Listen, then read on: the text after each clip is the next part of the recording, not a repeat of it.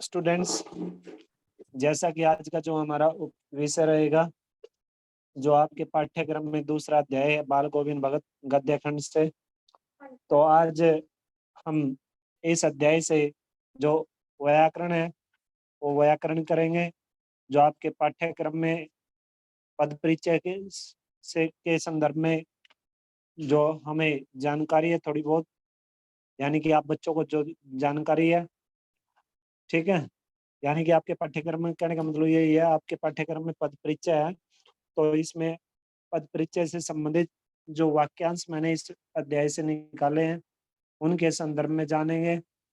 जो परीक्षा उपयोगी महत्वपूर्ण प्रश्नोत्तर है वो करेंगे, बहुविकल्पीय प्रश्नोत्तर करेंगे और अभ्यास के जो प्रश्नोत्तर है उन्हें करेंगे। ठीक है, सर्वप्रथम व्याकरण से करेंगे। तो इसमें व्याकरण से हम जो क्रिया विशेषण है, क्रिया विशेषण के जो वाक्य है वो मैंने छांट रखे हैं, वो आपको बताते हैं।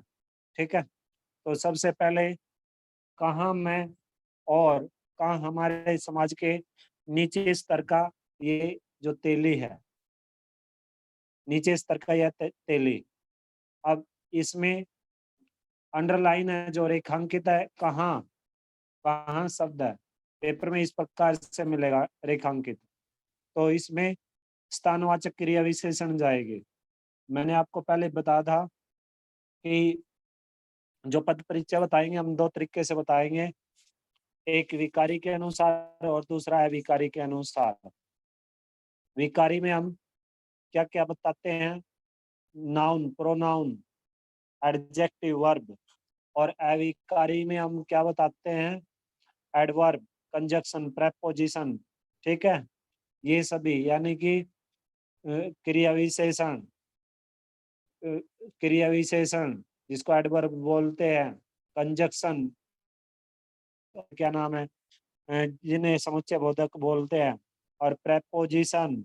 ठीक है, और विस्मयादिबोधक चिन्ह, और जो विस्मयादिबोधक चिन्ह, विस्मयादिबोधक और निपात।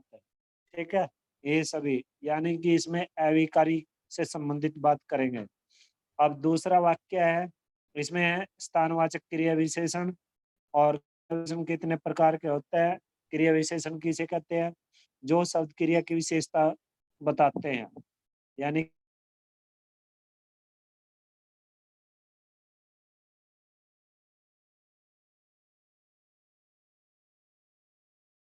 क्रिया विशेषण है। आगे चलेंगे, दूसरा वाक्य है, आप सीधे आप प्रश्न नंबर 14 पे आ जाओ। ठीक है, तो इस पाठ में आए कोई 10 क्रिया विशेषण छाट कर ये प्रश्न कर रहे हैं हम। ठीक है भाई, तो दूसरा है, कपड़े बिल्कुल कम पहनते थे, बिल्कुल कम।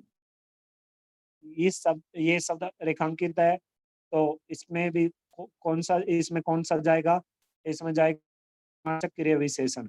4 प्रकार है, कालवाचक क्रिया विशेषण, स्थानवाचक क्रिया विशेषण, परिमाणवाचक क्रिया विशेषण, और चौथा रीतिवाचक क्रिया विशेषण। तो इसमें कौन सा जाएगा, परिमाणवाचक क्रिया विशेषण।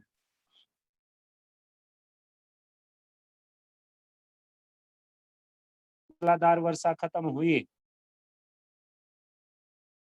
ही, इससे इस ये रेखांकित है, तो इससे क्या जाएगा, इसमें भी कौन सा जाएगा, परिमाणवाचक क्रिया विशेषण।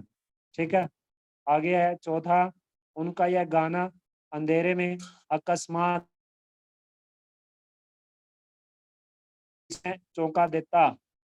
अब इसमें रेखांकित जो पद है वो अकस्मात, अंग्रेजी में सडनली बोलते हैं, अचानक, अकस्मात। ठीक है, संस्कृत शब्द है ये, अकस्मात, धीरे धीरे, कम, तेजी से, इस प्रकार के जो शब्द, तो उस पद में कौन सा क्रिया विशेषण जाता,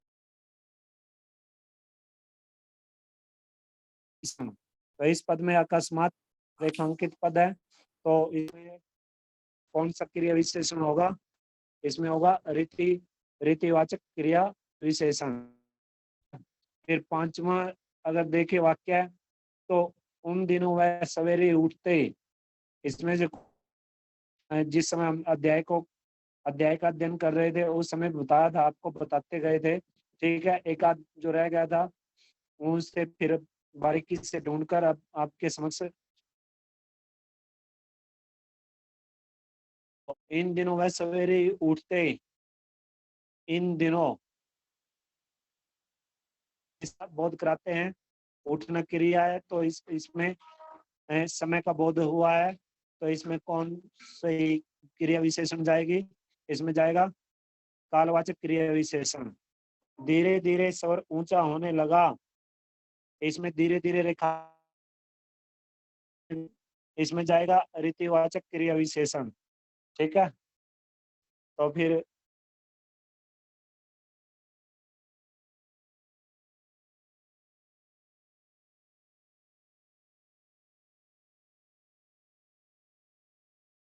सामने तो कौन सा जाएगा?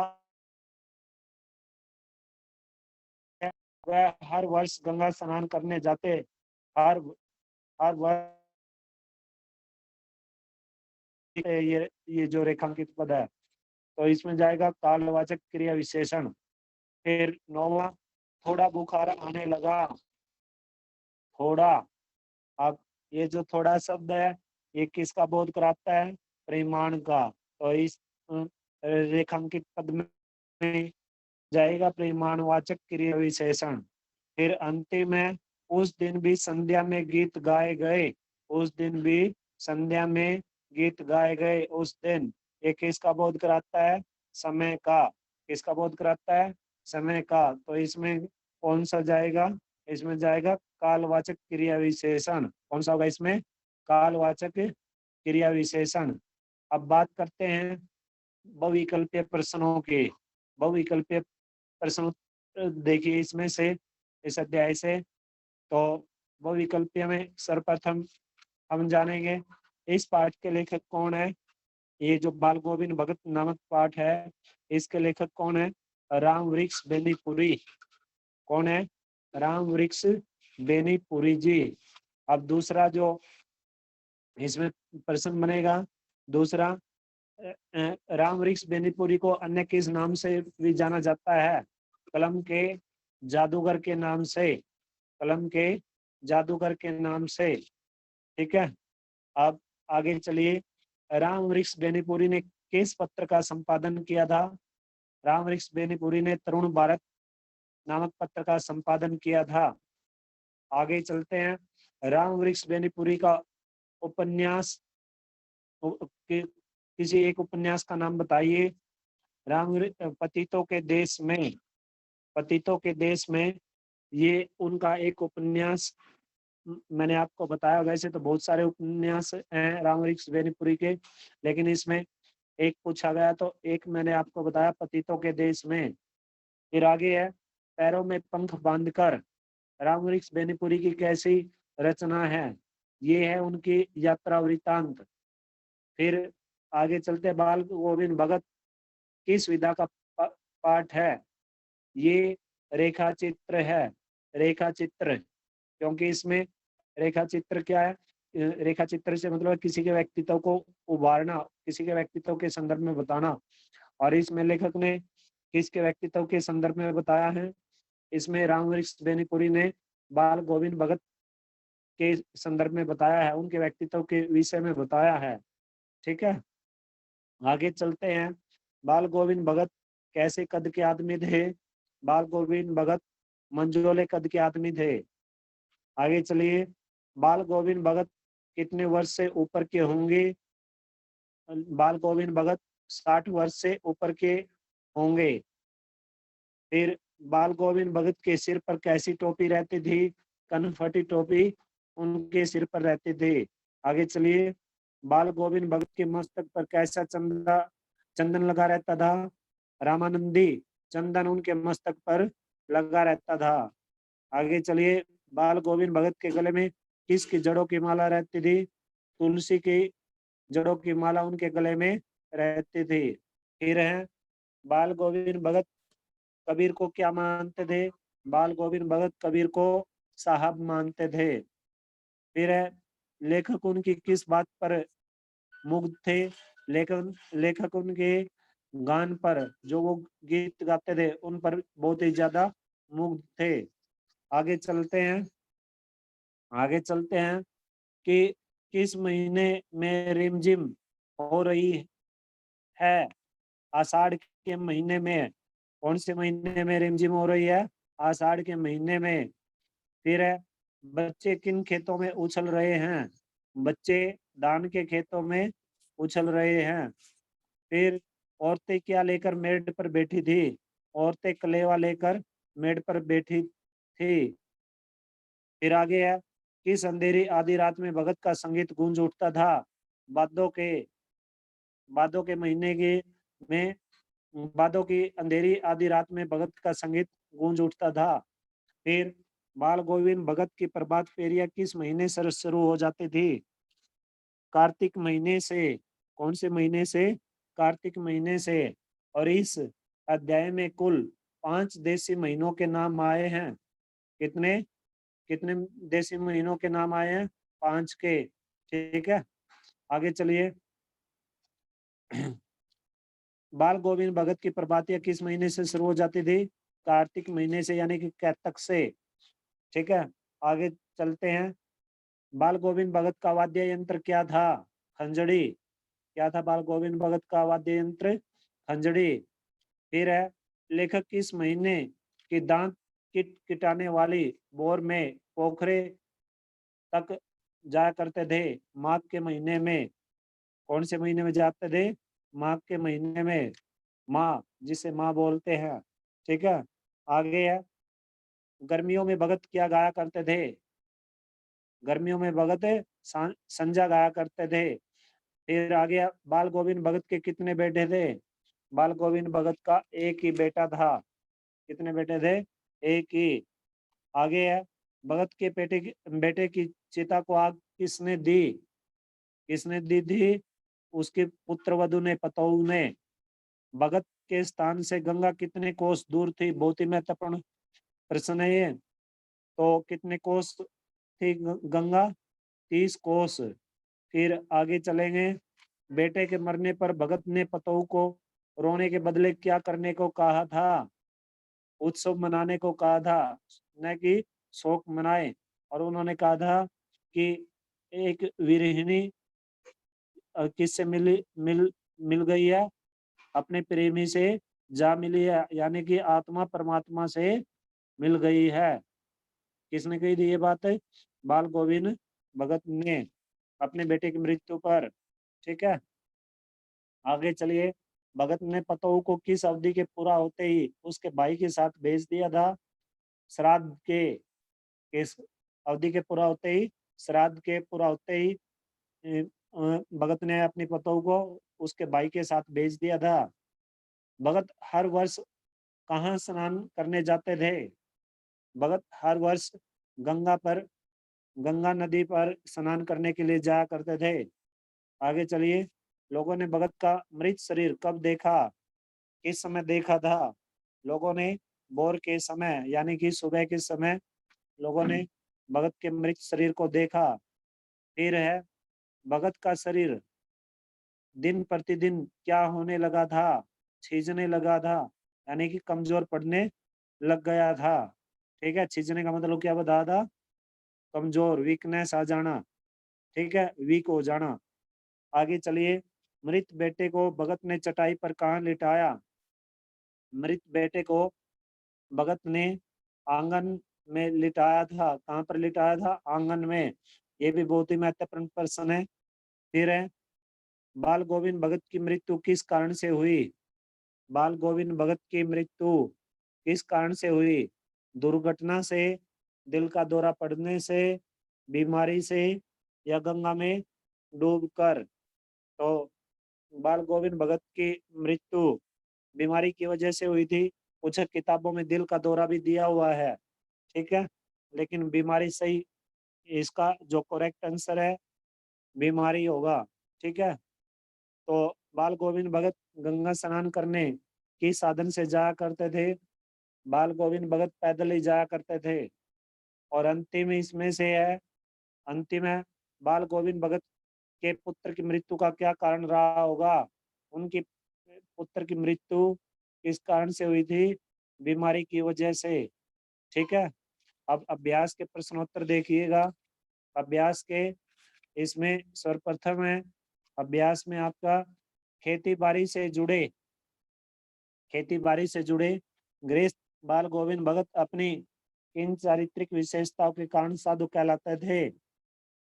खेती बाड़ी से जुड़े गृहस्थ बाल गोविंद भगत वेशभूषा से बिल्कुल भी साधु नहीं लगते थे, लेकिन उनका व्यवहार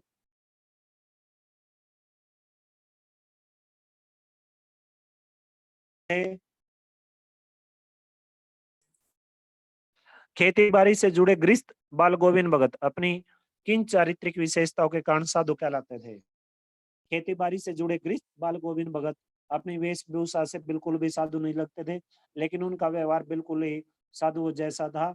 वे कबीर के पक्के भगत थे और कबीर के गीतों को गाया करते थे और उनके बताए गए रास्ते पर ही चलते थे।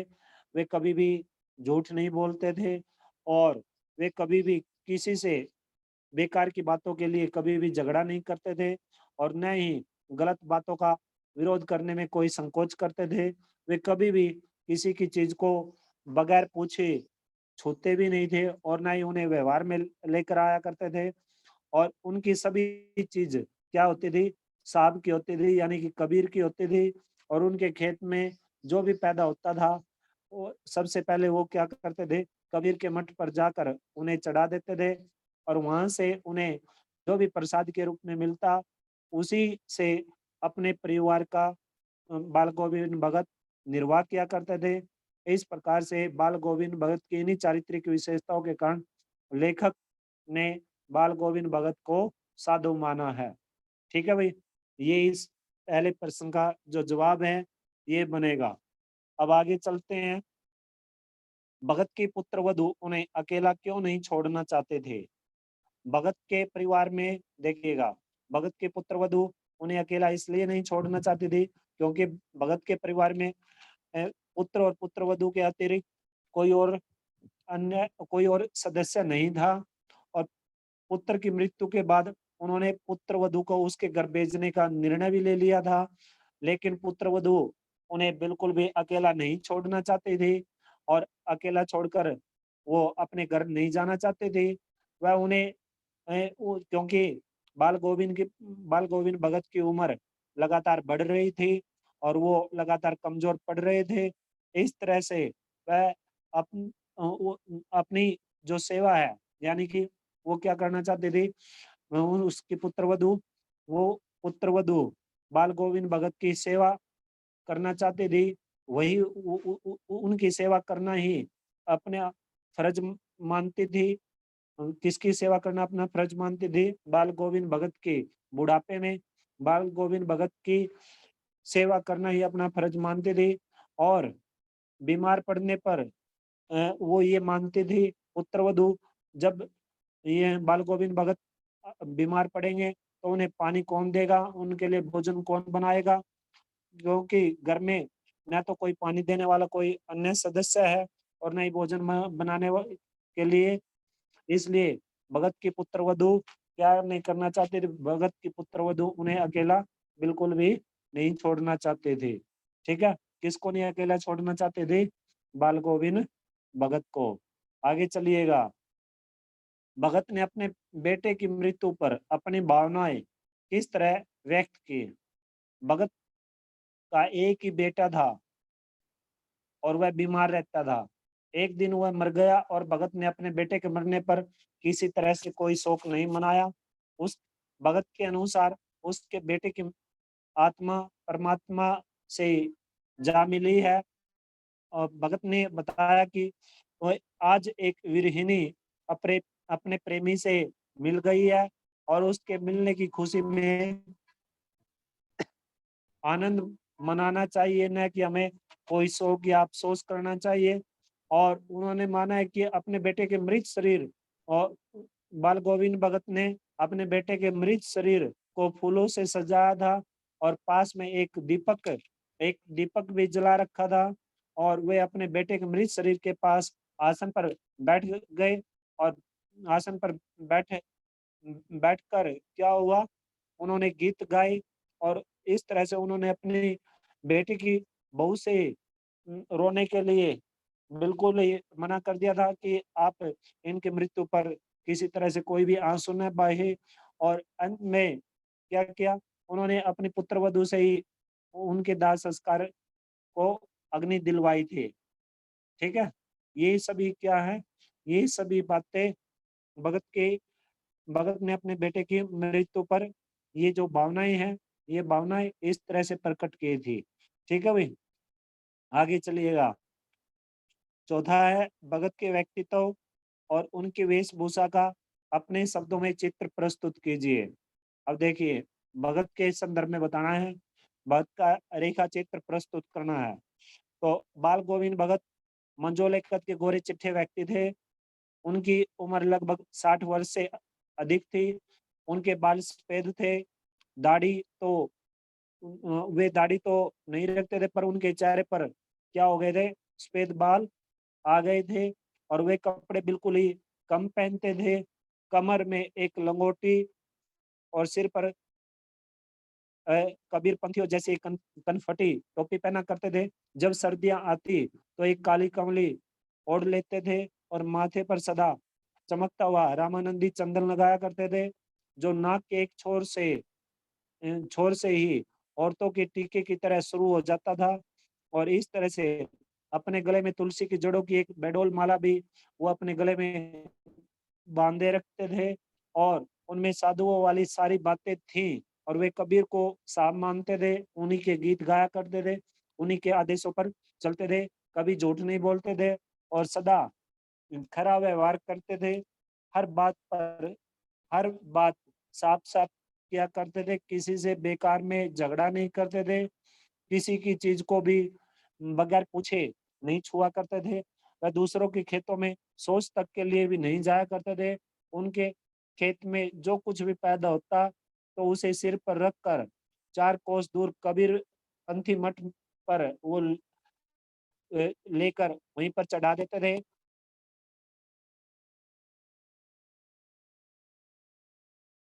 प्रसाद के रूप में मिल स्वीकार कर।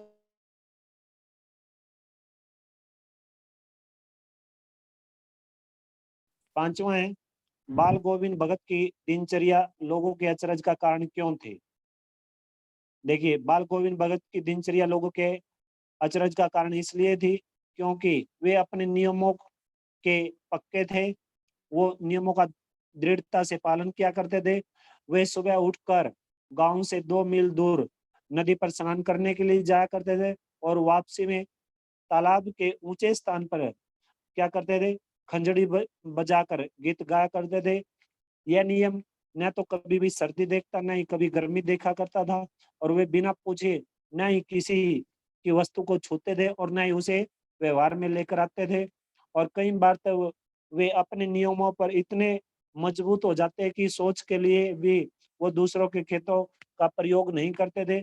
उनकी नियमों पर दृढ़ता के कारण से ही यही उनकी दृढ़ता के कारण से ही लोगों के लिए ये अचरज का कारण बनी हुई थी। और उनका एक और नियम था कि उनके खेत में जब भी जो कुछ भी पैदा होता तो वो क्या करते थे, वो कबीर के मठ पर उसे ले जाया करते थे और वहीं वो सब कुछ चढ़ा देते थे और जो कुछ भी प्रसाद के रूप में मिलता उसे वहीं से वो उसे उसी से अपना जीवन निर्वाह किया करते थे।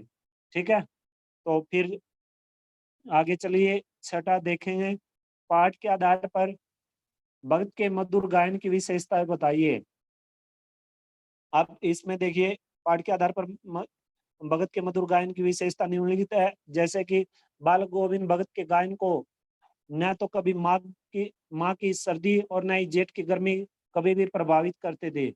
गर्मी में अ, गर्मी में उमस से भरी जो शाम है, शाम भी बाल गोविंद भगत के गायन से बिल्कुल शीतल प्रतीत होती थी। और गर्मियों में शाम के समय अपने घर के आंगन में कुछ संगीत प्रेमियों के साथ आसन लगाकर बाल गोविंद भगत बैठ जाते थे और सबके पास खंजड़ी और करताले होते थी। और बाल गोविंद भगत एक पद गाते और उनके पीछे सभी लोग उसी पद को दोहराते तिराते थे, उस गीत को गाया करते थे। और ये जो गीत की आवाज है, ये जो गीत का स्वर है, ये धीरे धीरे ऊंचा होने लग जाता था और इस तरह स्वर की लय में एक निश्चित ताल और गति हो जाते थे और धीरे धीरे उनके गीत मन से होते हुए तन पर हावी हो जाते थे। सुनने वाले और साथ गाने वाले अपने तन मन की सुध बुध को खो बैठते थे और इस तरह से बाल गोविंद भगत उठकर नाचने लगते और सभी लोग भी उनका नाचने में साथ दिया करते थे। ये उनके मधुर गायन की विशेषताएं रही हैं। ठीक है, आगे चलते हैं। कुछ मार्मिक प्रसंगों के आधार पर यह दिखाई देता है कि बाल गोविंद भगत प्रचलित सामाजिक मान्यता को नहीं मानते थे। पाठ के आधार पर उन प्रसंगों का उल्लेख करें। अब देखिए वो प्रसंग कौन कौन से हैं इस पाठ के आधार पर। सबसे पहले, बाल गोविंद भगत समाज में प्रचलित मान्यताओं को बिल्कुल भी नहीं मानते थे। वे जाति पाति में कोई विश्वास नहीं रखते थे। वे सभी लोगों को एक समान समझते थे और वे भी भगवान के निराकार रूप को ही माना करते थे। भगत मृत्यु को भी आनंद मनाने का एक अवसर मानते थे और जब उनके इकलौते बेटे की मृत्यु हुई तो वे अपने बेटे के मृत शरीर को फूलों से सजाते हैं और गीत गाते हैं और उनके अनुसार आज आत्मा आत्मा रूपी प्रेमिका परमात्मा रूपी प्रेमी से मिल गई है और उनके मिलन पर आनंद मनाना चाहिए, न कि किसी तरह से शोक करना चाहिए। ऐसी सोच बाल गोविंद भगत की थी और भगत ने अपने बेटे का क्रियाक्रम अपनी पुत्रवधु से कराया। उनकी पुत्रवधु ने ही अपने पति की चिता को अग्नि दी थी। उनकी जाति में विधवा के पुनर्विवाह को अनुचित नहीं मानते थे, परंतु उनकी पुत्रवधु इसके लिए बिल्कुल भी तैयार नहीं थी और वह उन्हीं के पास रहकर उनकी सेवा करना चाहते थे। लेकिन उन्होंने उसे यौवन की ऊंच नीच का ज्ञान कराया और पुनर्विवाह के लिए तैयार किया। इसे हम कह सकते हैं कि बाल गोविंद भगत पुरानी सामाजिक मान्यताओं के समर्थक नहीं थे। वे अपने स्वार्थ की अपेक्षा दूसरों का हमेशा ही दूसरों के हित का हमेशा ही ध्यान रखते थे। ठीक है भाई। के समय समूचे माहौल को भगत की स्वर लहरियां किस तरह चमत्कृत कर देती थे, इस माहौल का सब चित्र प्रस्तुत कीजिए। अब ये तो आप लिख ही दोगे, इसमें तो कोई बड़ी बात है नहीं। इसमें तो वही खेतों में जो औरतें क्या करती थी, आदमियों के लिए कलेवा लेकर खेतों की मेड़ों पर बैठ जाते थे और धान की रोपाई वहां पे शुरू हो जाती है। बच्चे आसपास में खेल रहे होते हैं, खेतों में ठंडी ठंडी हवा चलती है और उसी समय सबके कानों में ठंडी ठंडी हवा क्या करती है, मधुर स्वर लहरियां पड़ने लगती है और उस समय जब ये स्वर बाल गोविंद भगत गाते हैं तो सभी नृत्य करना शुरू कर देते हैं। इस प्रकार की जो बातें हैं ये आप लिख दोगे। ठीक है, तो अब आगे चलते हैं। अब जो अति महत्वपूर्ण है रचना और अभिव्यक्ति से, इसमें प्रश्न नंबर 10 पे चलिए। आपकी दृष्टि में भगत की कबीर पर अगाध श्रद्धा के क्या कारण रहे होंगे? अब ये बहुत ही महत्वपूर्ण है, इसके संदर्भ में जान लीजिएगा। सबसे पहले, भगत की कबीर पर अगाध श्रद्धा के कई कारण रहे होंगे, जैसे कि भगत समाज में प्रचलित रूढ़िवादी सामाजिक मान्यताओं को नहीं माना करते थे। वे भगवान के निराकार रूप को ही स्वीकार करते थे और मनुष्य के अंत समय में भी आत्मा से परमात्मा का मिलन होता है, ऐसी उनकी विचारधारा थी। वे गृहस्थी होते हुए भी व्यवहार से बिल्कुल ही साधु थे। वे सब चीजों की प्राप्ति में भगवान को ही सहायक मानते थे। जिन बातों को भगत मानते थे वही बातें कबीर जी ने अपनी वाणी में कही है। इसीलिए बाल गोविंद भगत की कबीर जी के जीवन पर अगाध श्रद्धा रही है। ठीक है, अब आगे चलते हैं प्रश्न नंबर 12 पर। ऊपर की तस्वीर से यह नहीं माना जाए कि बाल गोविंद भगत साधु थे। क्या साधु की पहचान पहनावे के आधार पर की जानी चाहिए?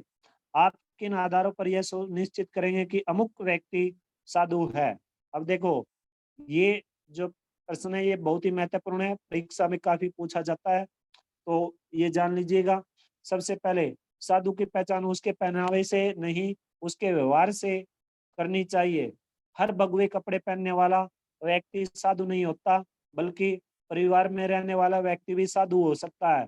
साधु व्यक्ति की पहचान कुछ जो बातें हैं इन बातों पर की जा सकती है। सबसे पहले साधु व्यक्ति की जो पहचान कैसे की जाती है? सबसे पहले दृढ़ निश्चयी। साधु का स्वभाव दृढ़ निश्चयी होना चाहिए।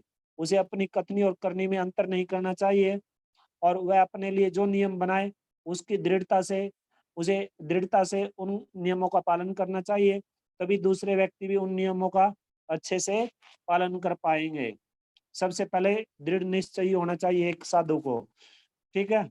दूसरा, सीमित आवश्यकताएं। सीमित आवश्यकताएं, व्यक्ति की निजी आवश्यकताएं सीमित होनी चाहिए और साधु बने व्यक्ति को माया जाल में कभी भी नहीं फंसना चाहिए। और कबीर तो ये कहते थे, कबीर तो माया का बिल्कुल ही विरोध करते थे। कबीर तो ऐसा मानते थे कि ये जो माया है ये माँ ठगनी है।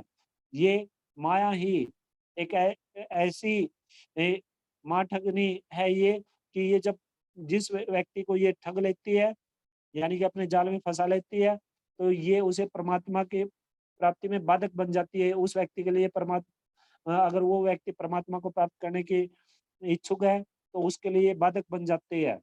फिर आगे चलिएगा, और उन्होंने एक दोहे के माध्यम से बताया भी है, माया मरी न मन मरया, गया शरीर, आशा तृष्णा न मरियो, कह गए दास कबीर। अगर दूसरे दोहे के माध्यम से बताएं, माया से काया वरी, काया से सब रोगों से लगे सबको जन्म, भोगों से लगे सबको जन्म मरण का रोग, ये कबीर जी मानते थे, ठीक है। तो इसलिए ये पूरा का पूरा उनके ऊपर बैठता है, बाल गोविंद भगत पर। लेकिन यहाँ पर बात चल रही है एक साधु की। आगे है सरल स्वभाव। साधु व्यक्ति का स्वभाव बिल्कुल ही सरल होना चाहिए। उसके मन में किसी के प्रति कोई द्वेष भावना नहीं होनी चाहिए, कोई जात पात का ऐसी सोच उसके मन में नहीं होनी चाहिए। फिर है मधुर वाणी। साधु व्यक्ति की वाणी बिल्कुल ही मधुर होनी चाहिए। उसे सुनने वाले व्यक्ति उसकी वाणी सुनकर बहुत ही प्रभावित हो, ठीक है। आगे है सामाजिक बुराइयों से बचकर रहना चाहिए। फिर साधु व्यक्ति को समाज में जो फैली बुराइयां हैं उनसे दूर रहना चाहिए और उसके संपर्क में आने वाले लोगों को उन बुराइयों के अवगुणों से साधु को अवगत कराना चाहिए, ठीक है। साधु का एक कर्तव्य है कि वो लोगों को उपदेश दे, ताकि वो इन बुराइयों से, इन कुरीतियों से, इन अवगुणों से क्या रहे, दूर रहे, ठीक है। जिस व्यक्ति में ये सभी विशेषताएं होंगी वह गृहस्थी होते हुए भी गृहस्थ होते हुए भी साधु होता है। लेकिन भगवे कपड़े पहनकर पूजा पाठ का दिखावा करने वाला व्यक्ति साधु होते हुए भी साधु नहीं होता, ठीक है भाई। ये था इसमें। अब